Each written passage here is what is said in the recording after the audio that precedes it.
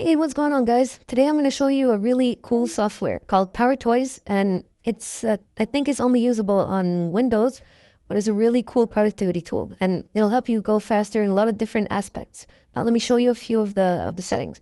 So, first thing is always on top, and this lets you leave any window on top of something else. There's something like a color picker that lets you have the automatic color picker throughout your whole computer. There's a FancyZones, which lets you have a specific way for all your windows to be set, and like you can save these presets. There's an image resizer for multiple resizing. There's a keyboard manager to change your keyboard shortcuts. You can use utility tools like for the mouse, something like this. When I click, it's yellow. When I right click, it's blue. I can find my mouse also, and a lot of different tools. So let me show you the first one. So always on top is basically like this. So when I use the shortcut, you can see now it's on top. And if I click somewhere else, it won't leave. It'll stay here. Okay. And now if I have, for example, another table that I want to have here, then I can simply choose this one as well. And now this one's on top as well. Now, if I want, for example, two of them to stay on top, then they'll be navigatable between each other, but you can't go backwards. You can't go to another page. So that's really good when you're doing your writing or doing some research or stuff like that. Now, if you want to remove them, simply hit the same keys. It'll make a sound also. So you can choose the color that the tab will show, the sound that it'll make, if it plays a sound or not, stuff like that. The keyboard shortcut as well. And that's really nice. Next is awake. And by the way, you can set on and off for any of these tools. So next you have awake.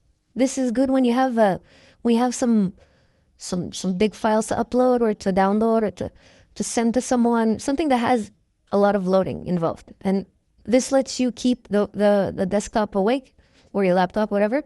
And from there, you can choose if it keeps it awake indefinitely or temporarily or based on your power plan. Okay, next is the color picker. So the color picker, it's actually a color picker just like you would have a Chrome extension in your browser, but this is something that's across your whole computer. That's the difference. So you can choose a color anywhere. See, in this app or on my desktop or in the browser. And so it's basically a global color picker. And if I choose a color here, as you can see, you can choose, they even show you different colors and they show you different models that you can copy, different codes. And you can save them as well. So you choose what you want to see. If you want to see different values other than RGB and hex, you can see all these different things here. And if that's useful for you. Okay, and you can also choose your keyboard shortcut. So next we have the FancyZones.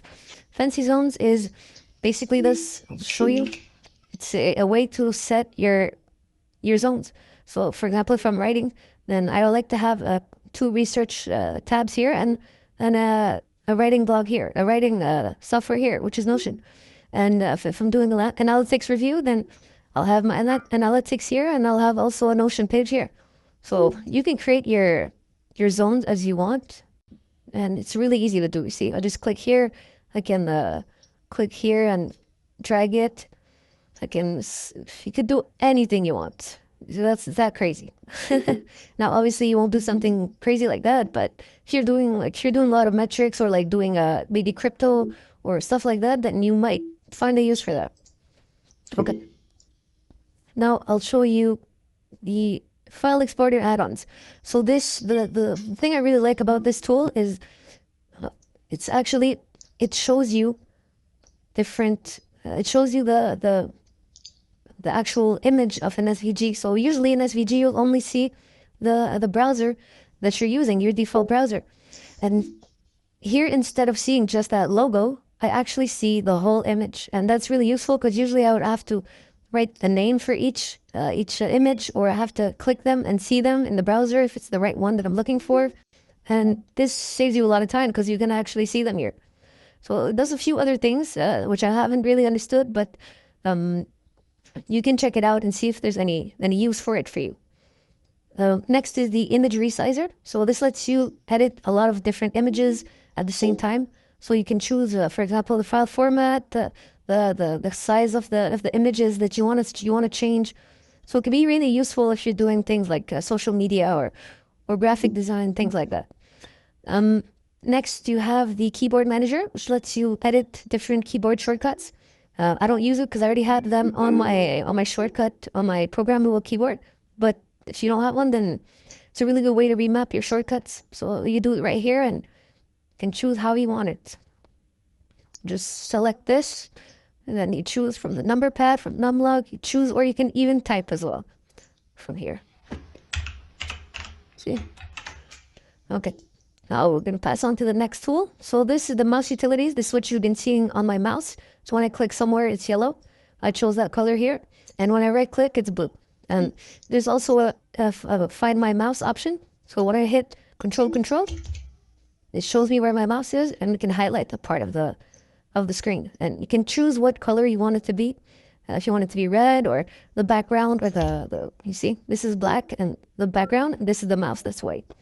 So it's a really useful tool when you're working with clients, or you're working with online with a lot of meetings and stuff, or when you're shooting a video for YouTube. Okay, next is the PowerRename. So you can rename multiple files at the same time. That's really useful because when you're editing a lot of different file names, then you can do that quickly and add maybe a 1, a 2, a 3 next to each file. So I don't really use it because I don't see too much use for it, but I can see where it could be useful. Okay, next is the PowerToys Run. This is a tool that I really use a lot. It's the search menu, basically. And you can search anything across your whole computer. So when I hit the command key, the control, and this little thing, whatever it is, I have the option to write something. And for example, this is in a web application or in a folder, and you can choose what you want it to search across your computer. So if you want it to search in your calculator, even, you can do it. So if I only do this, and then I do 3 plus 2, then it tells me 6. 3 plus 3, 6. You see? And then you can even copy it to the keyboard. So that's a really useful tool. I actually never used that, but I'll keep it on for now. Okay, then there's a shortcut guide. So this shows you your shortcuts. So what's this, and this. No, actually it's this and this. So it shows you your shortcuts here. So that's useful if you change your shortcuts a lot and you want to remember them. So I would suggest mapping your shortcuts first, and then you can use that. Okay, next you have the video conference menu. Mute. This lets you mute your microphone or your camera or both, and you can choose which microphone you'll be using. And there's a lot of really cool features for this. So if you do a lot of meetings, I have these set on my Stream Deck already, so that's why I don't use it here. Okay, that's all the tools for this PowerToys application.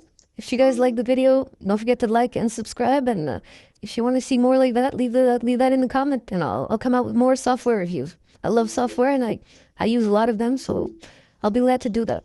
Okay, take care, guys.